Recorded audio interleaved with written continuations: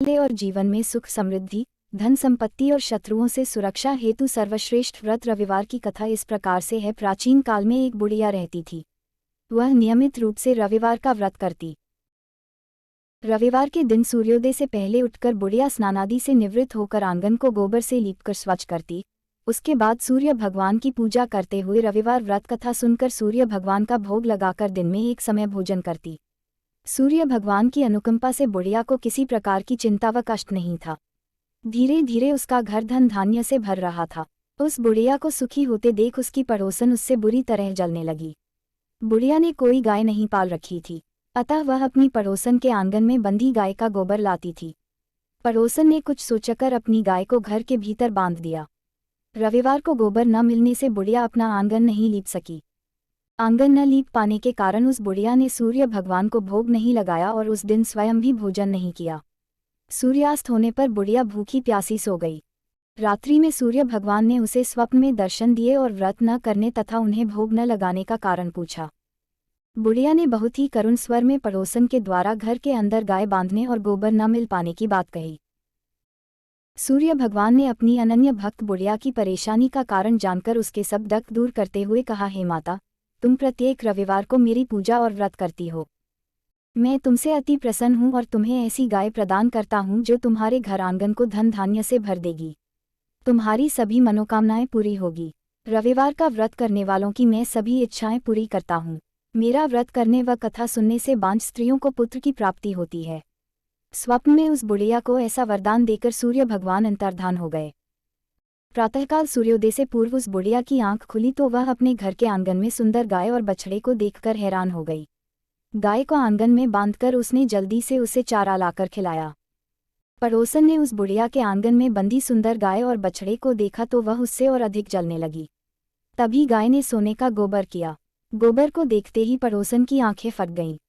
पड़ोसन ने उस बुढ़िया को आसपास न पाकर तुरंत उस गोबर को उठाया और अपने घर ले गई तथा अपनी गाय का गोबर वहां रखाई।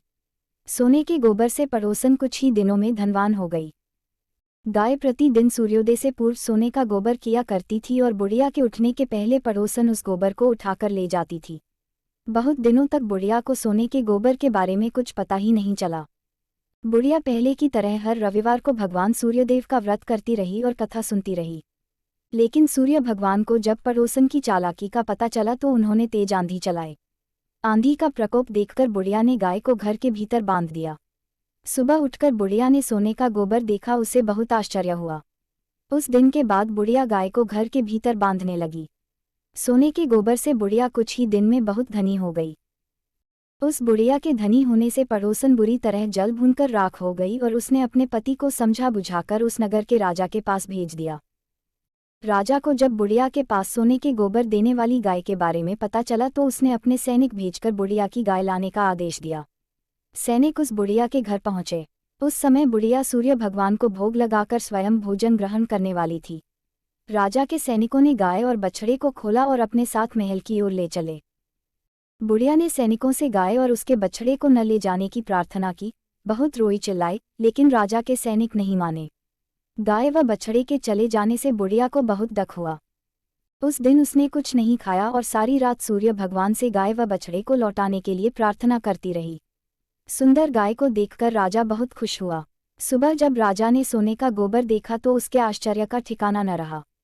उधर सूर्य भगवान को भूखी प्यासी बुढ़िया को इस तरह प्रार्थना करते देख उस पर बहुत करुणा आई। उसी रात सूर्य भगवान ने राजा को स्वप्न में कहा, राजन, बुढ़िया की गाय व बछड़ा तुरंत लौटा दो, नहीं तो तुम पर विपत्तियों का पहाड़ टूट पड़ेगा।